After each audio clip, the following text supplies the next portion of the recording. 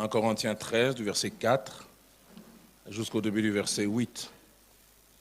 L'amour est patient, il est plein de bonté, l'amour n'est point envieux, l'amour ne se vante point, l'amour ne s'enfle point d'orgueil, l'amour ne fait rien de malhonnête, l'amour ne cherche point son intérêt, l'amour ne s'irrite point, l'amour ne soupçonne point le mal, l'amour ne se réjouit point de l'injustice, mais se réjouit de la vérité.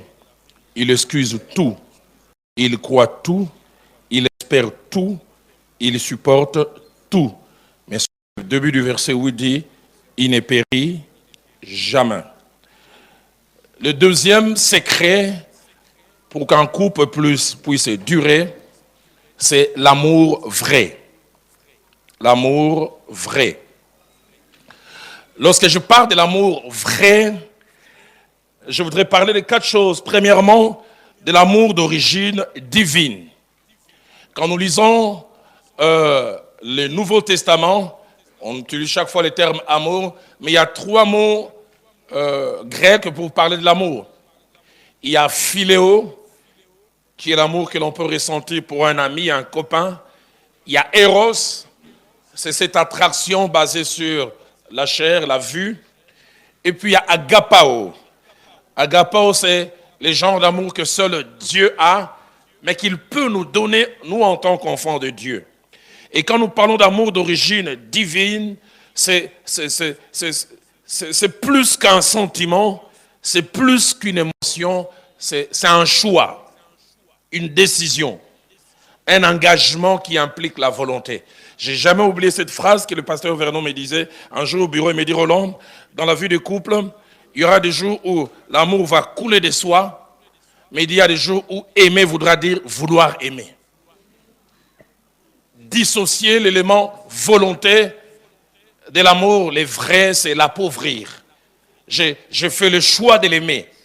Je décide de l'aimer. Ce n'est pas du fatalisme, c'est un engagement. Et notre Dieu, la Bible le présente comme étant celui qui crée en nous et les vouloir et les faire.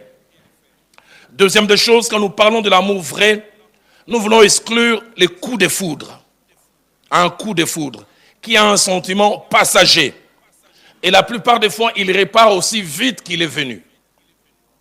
Dans 2 Samuel au chapitre 13, premier verset au verset 4e, et puis verset 15e, la Bible nous parle d'Amnon, fou amoureux de Tamar, attiré par Tamar. Il avait dit, il est devenu amoureux jusqu'à vouloir tomber malade. Mais à peine il a connu sexuellement, c'est les rejets. On n'arrive pas à comprendre comment il y avait attraction totale. Et puis après, éloignement. Ce n'est pas un coup de foudre. Troisièmement, lorsque nous parlons de l'amour vrai, nous ne voulons pas parler d'un sentiment basé sur quelque chose de passager, sur les physiques, sur l'argent.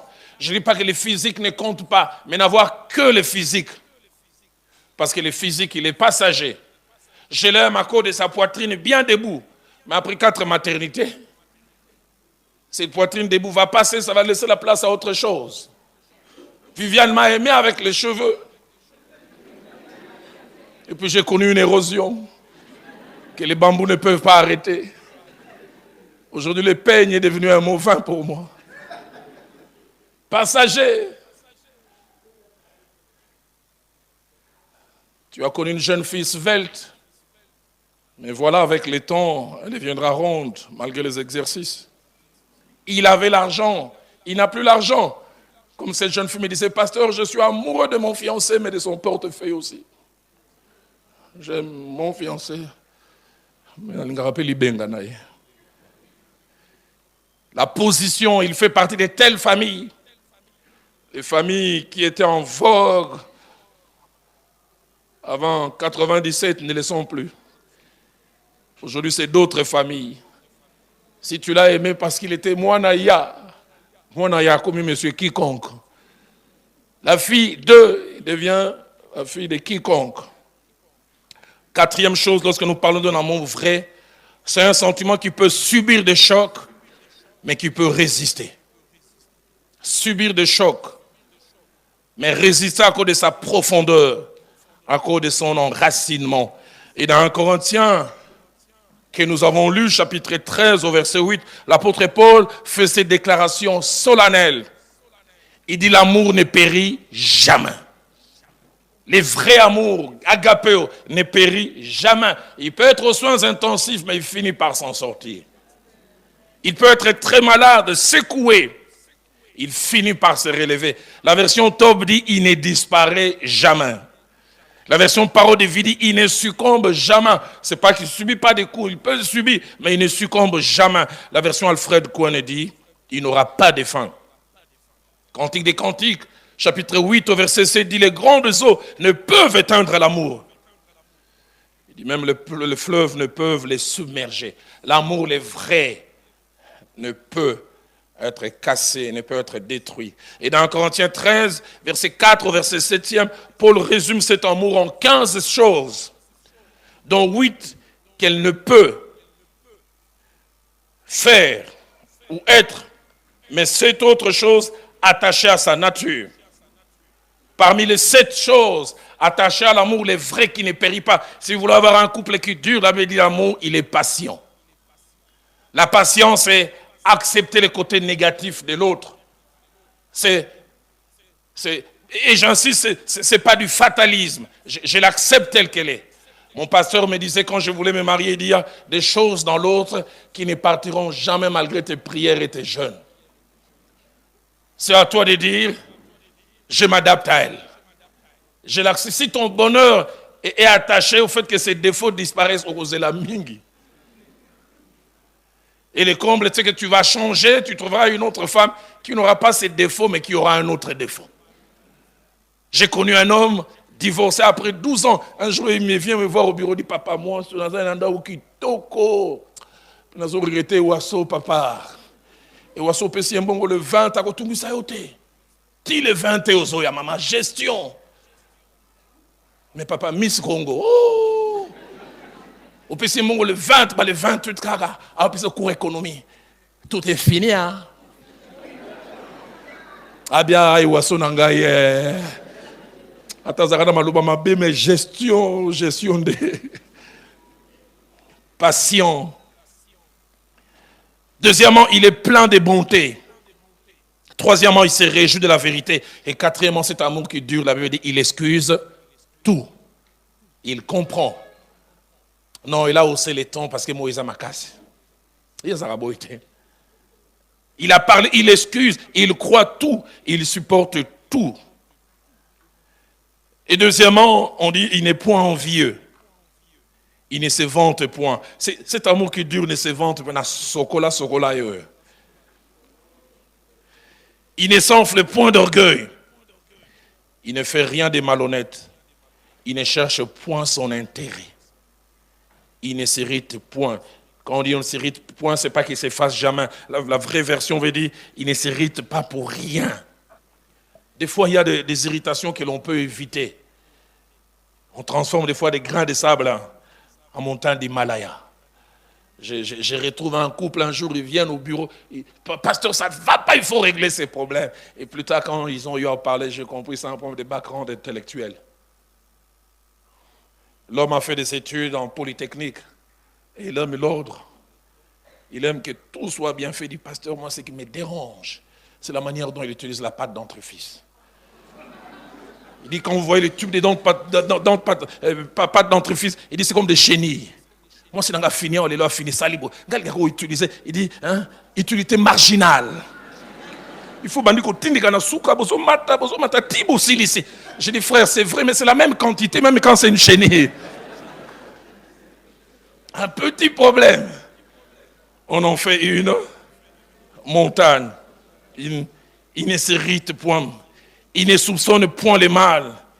Il ne se réjouit point de la justice. Cet amour vrai ne peut l'avoir et ne peut l'exprimer que celui qui appartient au Créateur. Pas celui qui vient à l'église. Il y a des venants à l'église qui ne peuvent pas avoir cet amour parce qu'ils ne sont jamais en relation avec le Seigneur. Mais au-delà de son origine divine, Cet amour peut être exprimé que par quelqu'un en relation avec Dieu. Et cet amour qui ne périt jamais, qui est le vrai, a trois caractéristiques. Premièrement, il nous donne un sens des engagements. C'est-à-dire savoir prendre des décisions et les honorer. En Ruth chapitre 1er, verset 16 à 17, je suis étonné par l'essence d'engagement de cette jeune femme. Elle est en train de quitter son territoire de Moab, en train d'aller à Bethléem, mais écoutez l'engagement qu'elle apprend. Où tu iras, j'irai. Où tu demeureras, je demeurerai.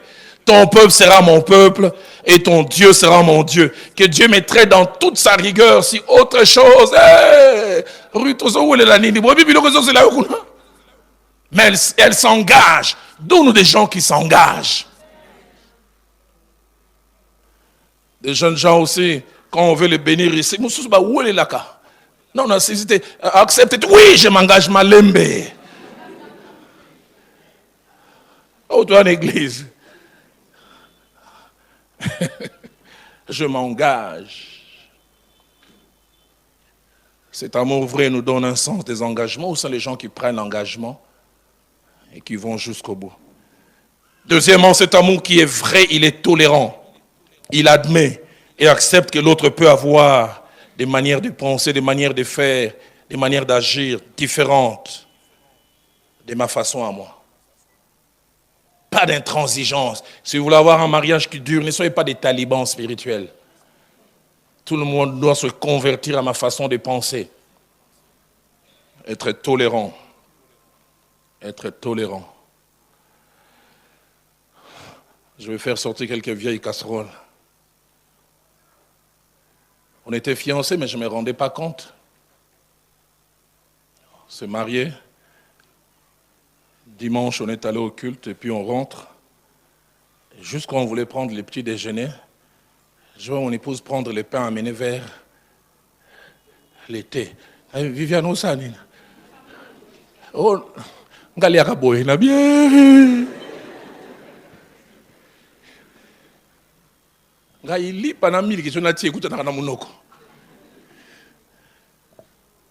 Et puis on a fait 6 mois. Un beau jour, on a comme été au latin, on a lippé comme que vient à tout le monde qui a habité. Je me suis rendu compte qu'elle m'a contaminé. Il est tolérant. Moi, j'ai grandi en mangeant des choses bizarres. Des ngolo. La première fois, j'ai dit, je vais manger le ngolo. Elle a dit, berk. Mais aujourd'hui, elle est comme un ngolophone. Troisième chose, attaché à cet amour vrai, il accorde à l'autre le droit à l'erreur. Et surtout, il sait pardonner. Pasteur Ken en a suffisamment parlé. Si vous avez un quota de pardon, le mariage qui dure n'est pas pour vous. Pardonnez. Pardonnez, demandez pardon, mais aussi accorder le pardon. Je pensais être patient jusqu'à ce que je rentre dans le mariage, que je me rende compte que dans les domaines de la patience, je n'étais qu'à l'école. À l'école maternelle. Troisième secret des mariages qui durent, c'est la connaissance par chacun des conjoints de leur rôle et le fait de bien les jouer. La connaissance par chacun des conjoints de leur rôle et le fait de bien les jouer. Lorsque nous parlons de rôle, nous parlons de 2 choses. Nous parlons d'action ou comportement attaché à une place qu'on occupe ou une fonction que l'on doit remplir. Action ou comportement attaché à une place qu'on occupe, une fonction que l'on doit remplir. Deuxièmement, lorsque nous parlons de rôle, nous parlons d'attribution ou choses que l'on doit et que doit faire quelqu'un attaché à une position dans une organisation. Dans un couple normal, il y a 6 choses attachées au rôle. La première, c'est que les rôles sont spécifiques.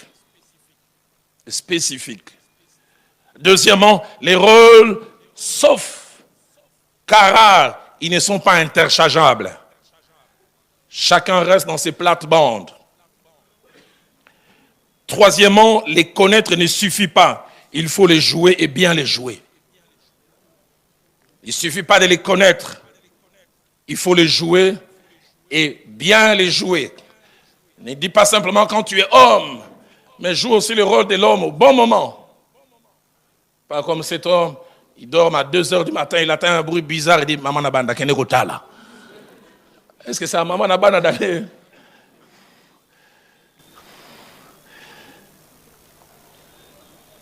On se retrouve en 93, au mois de janvier. Viviane et moi, on venait de se marier. Et j'étais allé prêcher à la cité Mamobutu avec pasteur Kali, frère Kali à l'époque. Et puis, le pillage a commencé là-bas. On a fait les pieds de Mamobutu jusqu'à Lupin. Quand on arrive à Lupin, c'était mon ancienne maison là-bas. Kali me dit hey, « Roland, c'est plus la même chose. Tu as laissé l'enfant d'autrui. » On habitait à la zone pas très loin du camp Tchatch. J'ai dû faire le pied entre 18h et 20h. J'ai pris des chemins, des raccourcis. Et j'avais laissé Viviane seule à la maison. Et il y a une chose qui m'a plu. Dès que je suis arrivé, elle m'a serré. Je suis content que tu es là. J'ai dit, bon, dis Marabiso quand même. Quoi. Parce que ça tirait de partout. Et juste le temps que je rentre, ça a commencé à tirer. Et dans notre quartier, on a pillé systématiquement. C'était une maison après l'autre. On a le numéro 1, parce qu'on a le numéro 5, et puis on va continuer. Le temps que j'arrive, ça n'a même pas fait 10 minutes, on a entendu. Au portail, cancan, puis ils ont cassé. Et puis finalement, c'est notre porte. Eunice et Rohan étaient encore chez Jésus. Eunice au moins commençait à vouloir venir. Le temps que je réalise, mon épouse s'est retrouvée en chambre. J'aurais voulu être au même endroit qu'elle. Mais j'avais le malheur d'être né garçon, Bakala, au Botama Mobali. Quelqu'un a dit quand on a peur, il faut faire peur. Je me suis avancé vers la porte, 5 militaires sont avancés. Qu'est-ce que vous voulez?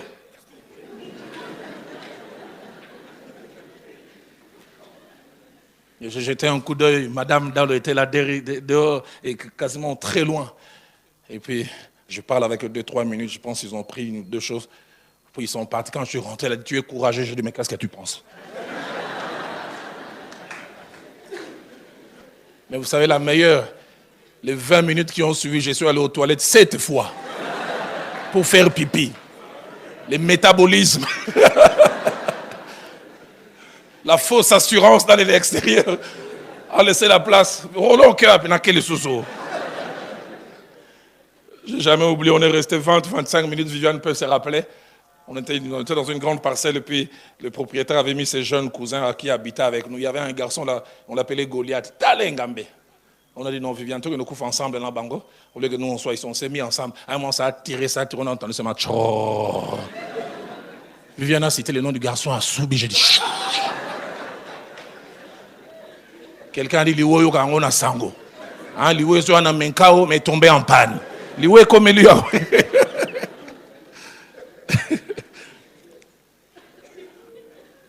Il ne suffit pas de connaître les rôles, mais il faut les jouer et bien les jouer. 4e chose, attachée au rôle, c'est que beaucoup de frustrations arrivent dans les couples lorsque l'un des conjoints ne remplit pas sa tâche ou ne joue pas pleinement son rôle. Frustration. Les maris que l'on doit toujours pousser pour des fois remettre l'ordre à la maison. 5e chose, toujours attachée au rôle, c'est chercher à prendre la place de l'autre en jouant son rôle, dérange l'ordre établi par Dieu, dérange l'autre et menace les couples. Le pasteur Ken en a si bien parlé. Et ça, c'est surtout les dames. Restez à votre place, c'est très bien. 6e chose, nous devons rester à notre place et jouer notre rôle d'abord par obéissance à Dieu, à sa parole. Quel que soit ce que le siècle présent peut enseigner. 5 petites vérités que je voudrais que vous puissiez noter à ce sujet. La première, c'est que Dieu est un Dieu d'ordre et pas de désordre. 1 Corinthiens 14, verset 33 nous dit « Dieu est un Dieu d'ordre ». Deuxième des choses, par rapport à la direction du couple, la Bible nous montre clairement, c'est vrai, la coopération est encouragée, les échanges encouragés entre les 2 conjoints. Mais la Bible dit dans 1 Corinthiens 11, au verset 3, « Je veux que vous sachiez que Christ est le chef de tout homme et que l'homme est le chef de la femme. » C'est vrai que chef ici ne veut pas forcément dire dictateur ou celui qui écrase. L'autre n'a rien à dire. Mais ça veut dire celui qui est devant. Celui qui donne l'impulsion. Celui qui, en cas de nécessité, a les derniers mots. Troisième chose, dans Ephésiens chapitre 5, versets 24 à 25, la Bible montre la position de deux conjoints et les attentes de Dieu dans leur relation, l'un vis-à-vis de l'autre. Or, de même que l'Église est soumise à Christ, les femmes doivent l'être à leur mari. En toutes choses. Soumettre, pasteur Verneau définissait ça bien. Il dit soumettre, c'est mettre sous. Sous au maître. Mettre sous. Reconnaître et accepter l'autorité de l'homme. En privé, en public, en restant à sa place. Mais à nous les hommes aussi, il dit, Marie, aimez vos femmes comme Christ lui-même a aimé l'Église et s'est livré lui-même. Aimer, c'est montrer de l'affection, pas forcément le dire. 1 Jean 3, 18, parlant de l'amour, dit, n'aimons pas en parole et avec la langue, mais en action et avec vérité. Français courant dit, n'aimons pas seulement en parole et avec des beaux discours, faisons preuve d'un amour véritable qui se manifeste par des actes. Et ça, c'est notre effort à nous, hommes. Certains ont facile à les faire. Moi, je me suis marié avec une épouse qui a été très, très patiente avec moi. Je n'ai jamais vu mon père dire à ma mère qu'il aimait. Je savais qu'il s'aimait et il s'aime encore. J'ai eu difficile à dire. Des fois, je ayais vraiment.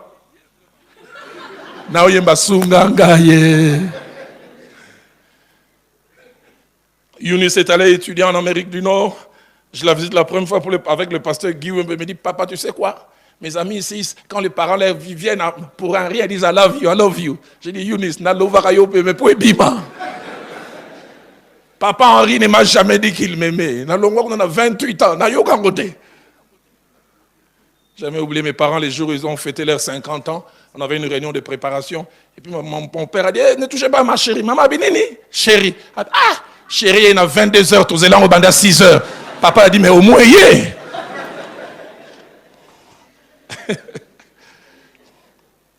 Ces expressions, il arrive des fois, j'ai réussi, il arrive des fois, j'ai donné une femme. Et Viviane est patiente. Quelques semaines après notre mariage, on entrait à l'église, elle a voulu me tenir à la taille. C'était là, je pense, vers le mois de juillet, saison sèche, na toki. Nga mutu nzambe. Maman, est-ce que c'est nécessaire aussi, Mbangai? Moi, ce qui m'intéressait, c'est un PV, alors on kulumuna, tia, zan PV, tout l'homme.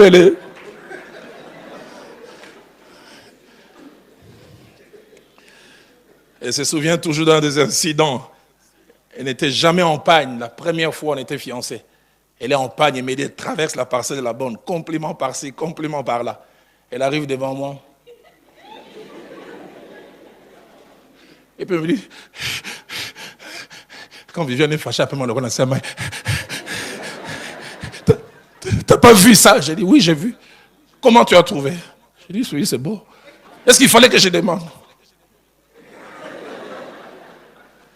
Quelle news à ma casse que tu as imposé à ma bobo?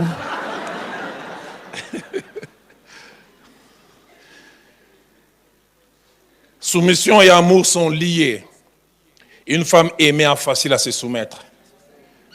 Mais un homme aussi auquel on se soumet a facile à aimer, à exprimer. La grande question est qui commence? Celle qui doit se soumettre, qui commence, et puis l'autre, mais bon, je pense qu'on peut rivaliser. Quatrième chose, plusieurs choses dérangent et menacent le rôle dans la vie des couples. 5 principalement. La première, c'est le modernisme et le siècle présent. Les mouvements féministes qui, en eux-mêmes n'ont pas été mauvais. Parce que les sociétés d'autrefois ont vécu déséquilibrées, on écrasait trop la femme. Mais des fois aussi, en venant maintenant équilibrer, on est allé. Dans Genèse chapitre 2, verset 18, la Bible présente la femme comme une aide.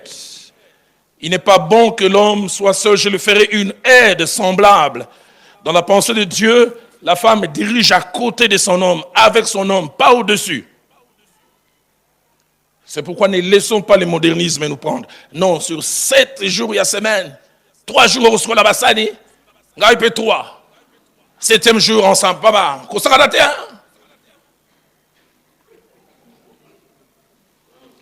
Deuxième chose, parmi les choses qui dérangent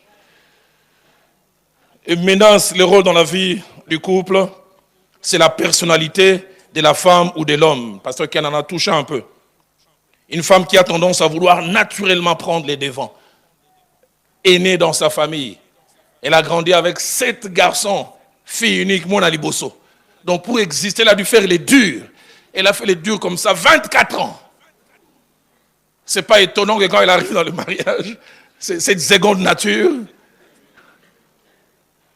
Mobile mo rese papa. Moi c'est na so azolo bangana mitu na azo na mona musala. Na noko na bangazo soupçonner de sorcellerie tonini.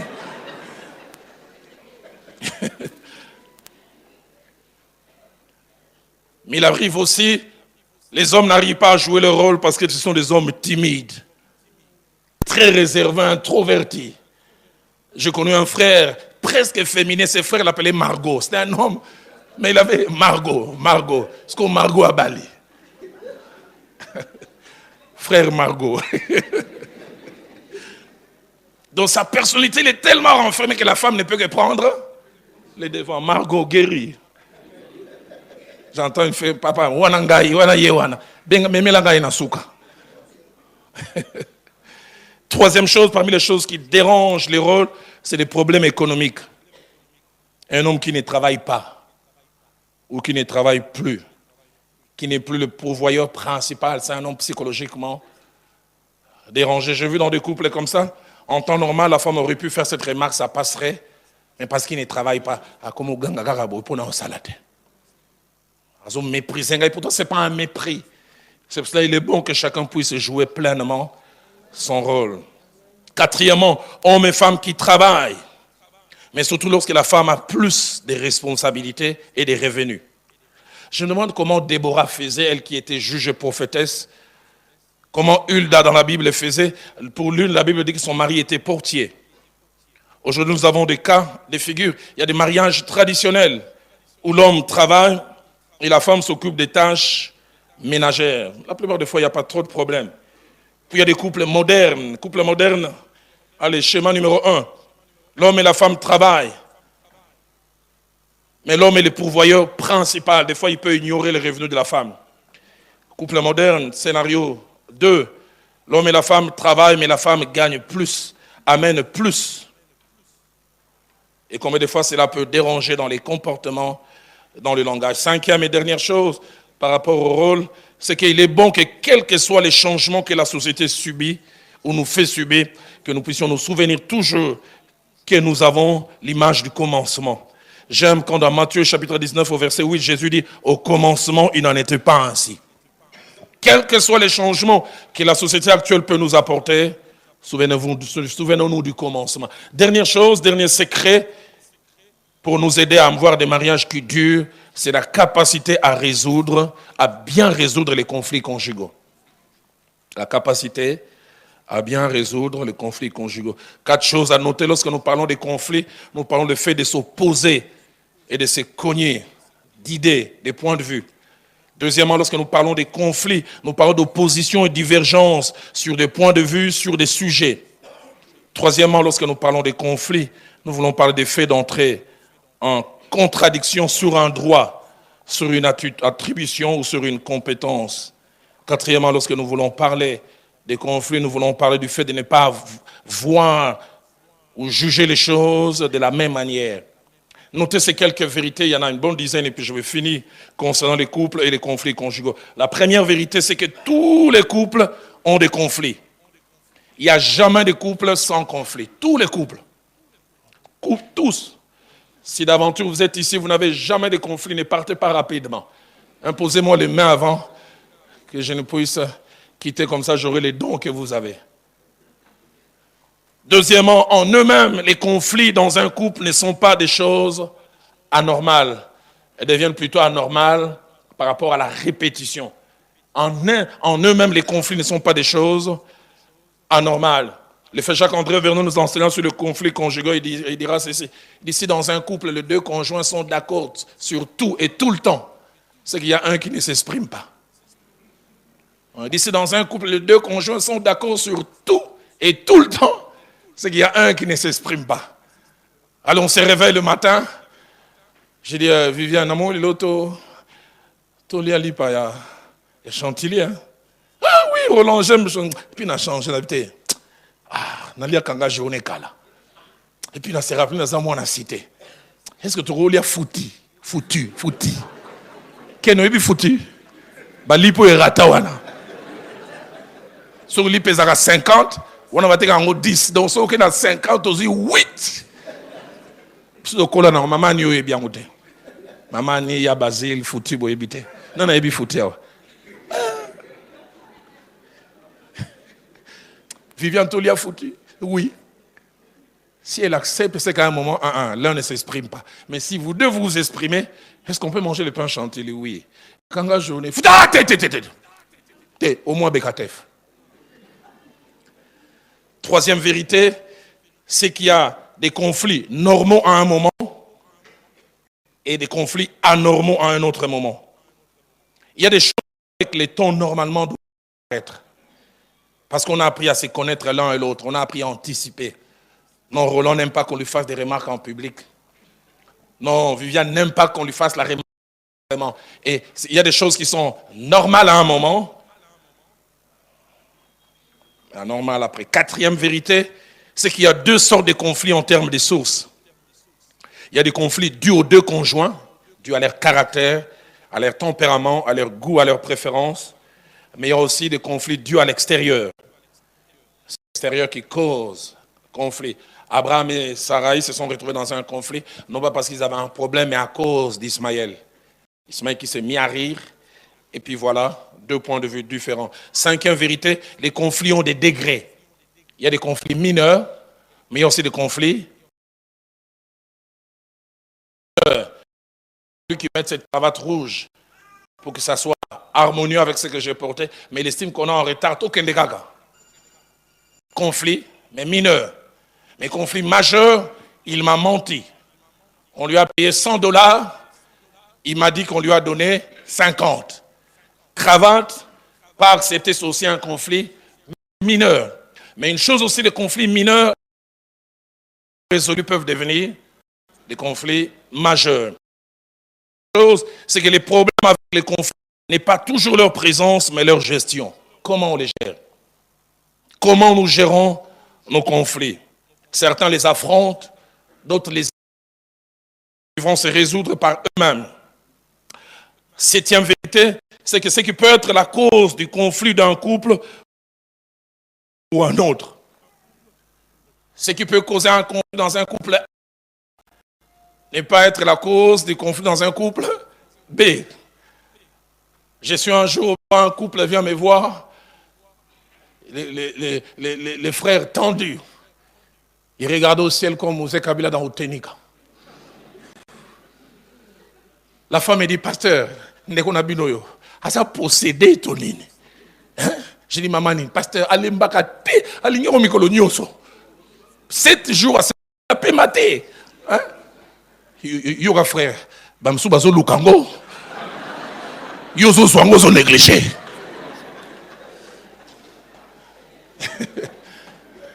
Et le comble, c'est que 2 heures après, un autre couple vient. La femme, la pasteur, pourquoi? Pasteur Asimba, j'ai dit, il faut les couples à l'Iboso Bahia. L'une se plaint, on la touche trop. L'autre se plaint, on la touche presque pas. Yabine Zawapi, Mutuna Pebiano. 8e vérité, les conflits ne doivent pas être réglés, ne doivent être réglés qu'au bon moment. Parce qu'il y a des conflits, si nous les laissons, ça grandit, et plus tard, ça crée des conséquences. Et parmi les conséquences des conflits pas bien réglés, c'est la frustration de l'un ou de l'autre. Deuxième conséquence, c'est la baisse, diminution, même rupture de la communication. Troisièmement, c'est l'éloignement d'abord émotionnel, et puis l'éloignement physique. 9e vérité, plusieurs choses rendent capable de bien gérer les conflits. Plusieurs choses rendent capable de bien gérer les conflits. J'en fais ressortir peut-être 4. Le premier, c'est les degrés d'amour que l'on a l'un pour l'autre. J'aime tellement. J'aime ce que l'apôtre, les sages dit. Il dit, l'amour couvre une multitude de fautes. J'aime que je règle bien. Deuxièmement, la qualité de notre vie spirituelle. Il arrive des fois, nous réglons facilement les conflits parce que nous sommes proches de Dieu. La proximité avec Dieu m'amène à demander pardon. Des fois, j'ai raison, mais au nom de la crainte que j'ai de Dieu, je m'abaisse et je prends les devants.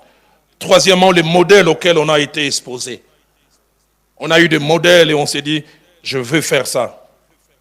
Et puis enfin, quatrièmement, la qualité de notre entourage. Combien de fois nous gérons mal les conflits à cause des gens que nous écoutons.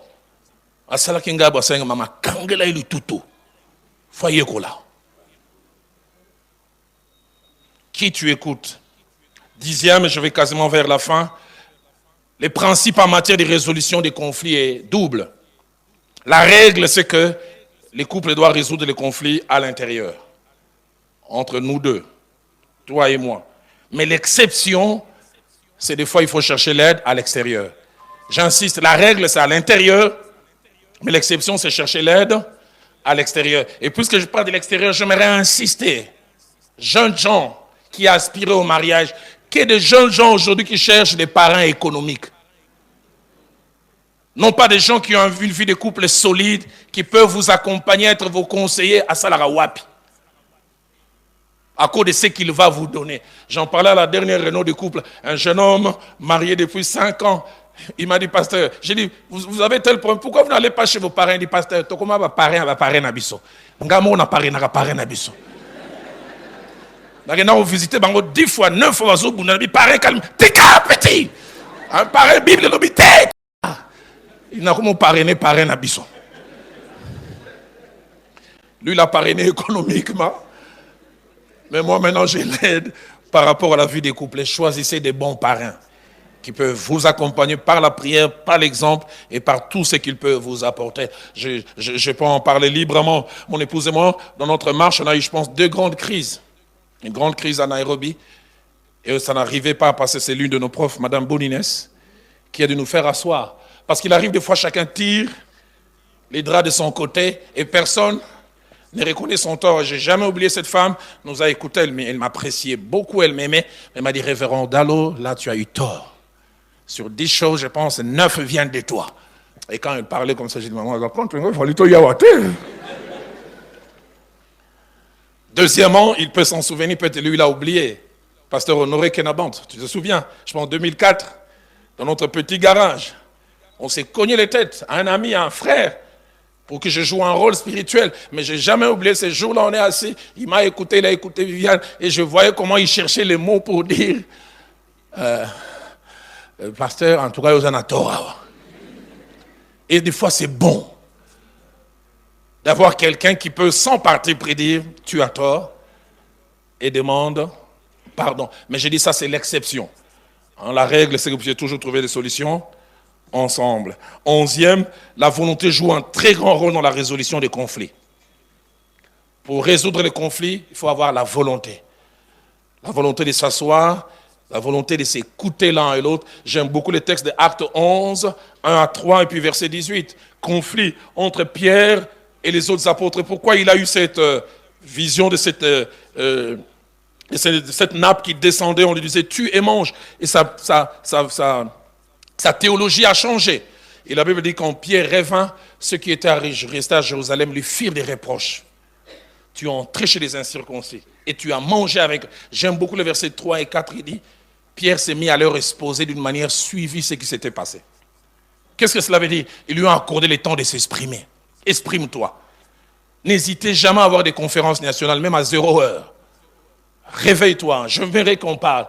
Il s'est mis à leur exposer de manière suivie. Donc, on a laissé à un de s'exprimer, mais 2, les autres, écoutez. Et quand je dis laisser à l'autre le temps de parler, ce n'est pas être imperméable. Un jour, en couple, je l'ai géré. Quand je finis, je dis, frère, la femme a fini par le frère, tu as que je dis, pasteur, j'aimerais être sincère. Quand elle parlait, ce n'est pas que j'écoutais ce qu'elle disait, j'entendais mon tour de répliquer. L'écoute veut dire, je suis ouvert. Je suis prêt à changer mon point de vue par rapport aux éléments qu'elle va apporter. Et j'aime, dans ce texte, au verset 18, la Bible dit, quand Pierre a fini de parler, 2 choses se passèrent. 1, ils se calmèrent. 2, ils glorifièrent Dieu. En disant, Dieu a donc accordé le Saint-Esprit aussi aux païens, la volonté.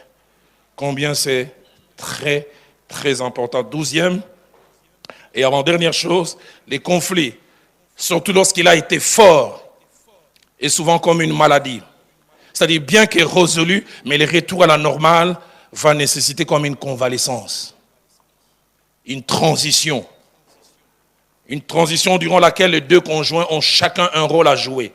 Le premier rôle, c'est que les fautifs doivent faire profil bas et laisser à l'autre le temps de guérir. Et deuxièmement, celle ou celui qui a été lésé doit savoir que c'est elle ou c'est lui qui détient la clé. Et que plus il va faire ou elle va faire un effort, plus les choses vont redevenir normales très rapidement. Combien de fois n'ai-je pas en tant que pasteur, ça fait un mois et demi, les couples ne se parlent pas, ils se sont demandé pardon, et puis à 23 heures, coup de fil, pasteur, je dis, oh. Donc tu n'attendais que ça. Et puis je dis aussi à la dame, fais un effort.